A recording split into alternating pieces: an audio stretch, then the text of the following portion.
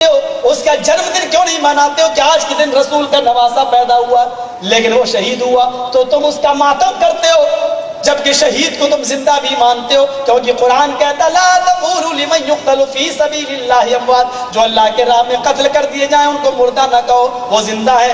مجھے ایمانداری سے بتاؤ جو زندہ ہو اس کا ماتم کیا جاتا ہے؟ کیا تم اپنا بیٹا تمہارا زندہ ہو کل ماتم کر کے دیکھو؟ تمہارا نواسا گھر میں زندہ ہے، ذرا اس کا ماتم کر کے دیکھو، دنیا کہے کہ بے وقوف ہے۔ ہاں تم اپنے نواسے کا ماتم کرو تو دنیا بے وقوف کہے، تمہیں کوئی اور نہیں ملا تھا، وہ نبی کا ہی نواسا ملا تھا جس کو تم زندہ بھی مانو شہید بھی مانو اور اس کا تم ماتم بھی کرتے ہو۔ میرے بھائیوں پھر اس کی پیدائش کی تاریخ کہاں چلی گئی؟ اگر اس کے انتقال اور شہادت کی تاریخ یاد ہے تو محمد رسول اللہ کی وفات اور آپ کے انتقال کی تاریخ پھر تم کیوں بھول گئے ہو؟ یہ کتنی بڑی جہالت ہے کہ ہم نبی کی تو پیدائش کا دن منائے اور اس کے نواسے کی شہادت اور موت کا دن یعنی انتقال یا شہادت کا دن منائے۔ میرے پیارے ساتھیوں، تم جس کا چاہو جنم دن مناؤ اور جس کا چاہو تم مرد دن مناؤ، میرے بھائیوں شریعت نام کی کوئی چیز ہی باقی نہیں رہی ہے۔ ذرا ایمانداری سے میرے بھائیوں ذرا بتاؤ، آج تم پیر کے دن میلاد النبی کرتے ہو، اپنے گھر میں میلاد کرتے ہو، میں تم سے پوچھنا چاہتا ہوں میلاد کرتے وقت تم کھڑے کیوں ہو جاتے ہو؟ چلو مجھے ایک فیصلہ کرو، میلاد کرتے ہو کھڑے کیوں ہو جاتے ہو؟ ایک مرتبہ بدایوں میں بھی گیا، اذان ہوئی، اذان کے بعد جماعت کھڑی ہونے والی تھی، اس نے پھر پکار کے کہا الصلاۃ والسلام علیک یا رسول اللہ، الصلاۃ والسلام علیک یا حبیب اللہ۔ میں سمجھ گیا یہ مسجد کن لوگوں کی ہے، میں نے کہا بھاگنا تو اچھا نہیں ہے، چھوڑنا تو اچھا نہیں ہے۔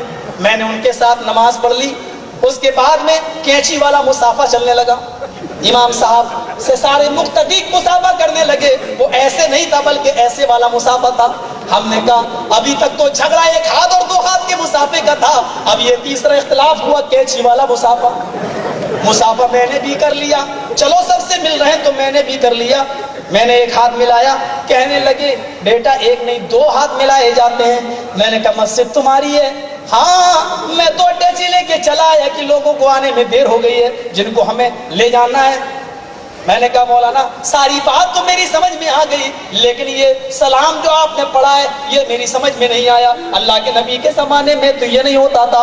کہا نبی کے زمانے میں نبی زندہ تھے تو سلام کی ضرورت ہی نہیں تھی، نبی جب اس دنیا سے چلے گئے تو ہم سلام پڑھتے ہیں۔ ہم نے کہا کیا مطلب؟ کہا جہاں سلام پڑھا جاتا ہے محمد رسول اللہ صلی اللہ علیہ وسلم تشریف لے آتے ہیں۔ ہم نے سلام پڑھا، ہمارے نبی ہماری مسجد میں آ گئے۔ میں نے کہا یہ تو دنیا بھر کی مسجدوں میں سلام پڑھا گیا ہوگا، پھر میرے نبی کس کس مسجد میں گئے ہیں؟ کہنے لگا بعد میں ملنا۔ میں دروازے سے نکلتے پھر میں نے ایک بات پوچھی، مولوی صاحب میری سمجھ میں نہیں آیا کہ جب آپ نے سلام پڑھ کے نبی کو بلا ہی لیا تو نبی نے نماز بھی پڑھی ہوگی۔ کہنے لگا باز صاحب کیوں نہیں پڑھی ہوگی؟ میں نے کہا جب نبی آ ہی گئے تھے تو پھر آپ کیوں مصلی پہ کھڑے ہو گئے، جناب محمد رسول اللہ کو کیوں نہیں کیا؟